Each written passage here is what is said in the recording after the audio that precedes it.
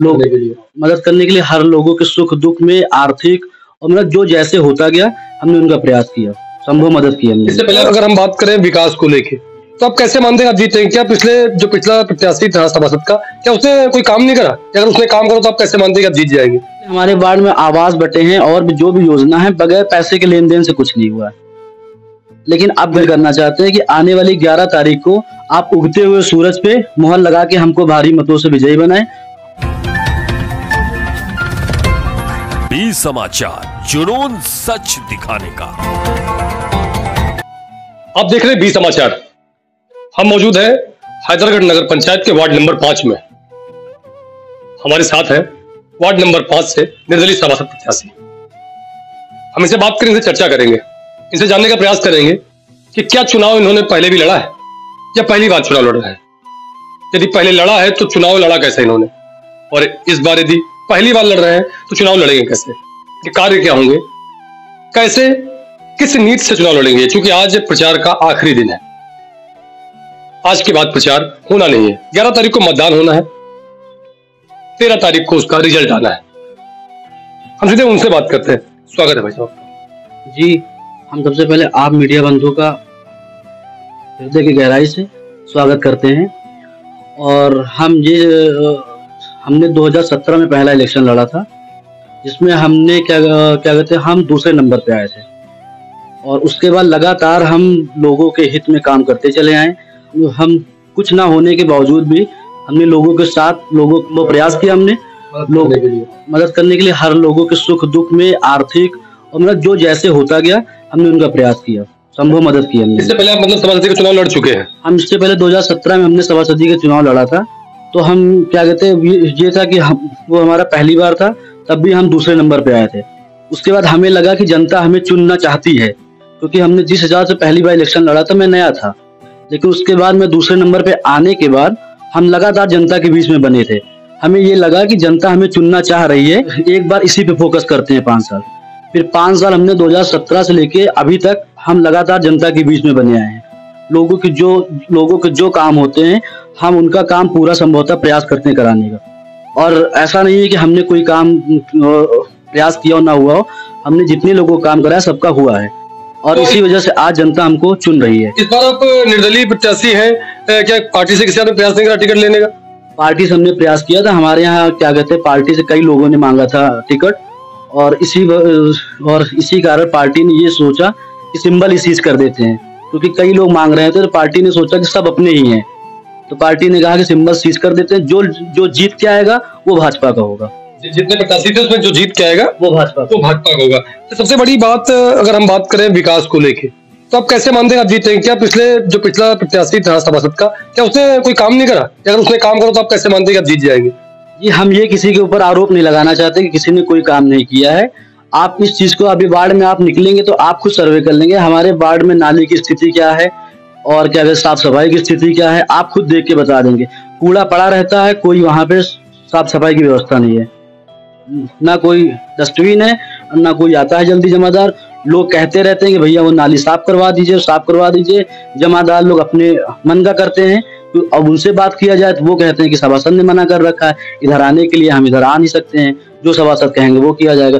फिर भी हम संभवतः पूरा प्रयास करते हैं कि जहाँ पे साफ सफाई नहीं होती है मैं वहाँ पे अपने व्यक्तिगत उन तक बात करके मैं कहता हूँ यहाँ पे साफ सफाई की व्यवस्था किया जाए। अच्छा, आपके क्या वादे रहेंगे? आप चुनाव जीतते हैं तो आप क्या काम करें अपने वार्ड के लिए? हमारा सबसे पहली प्राथमिकता ये है कि हमने सबसे पहले ये सोचा है वार्ड के विकास के लिए कि हमारे वार्ड में जितनी भी महिलाएं हैं, वो चाहे विधवा हो, चाहे वृद्धा हो, चाहे विकलांग हो, मैं उनके लिए सबसे पहले क्या कहते हैं व्यवस्था करूंगा पेंशन की। उसके बाद दूसरी व्यवस्था है आवास की। सरकार की जितनी भी योजना है मैं उनको चाहूंगा कि लोगों तक डायरेक्ट उनको मिले।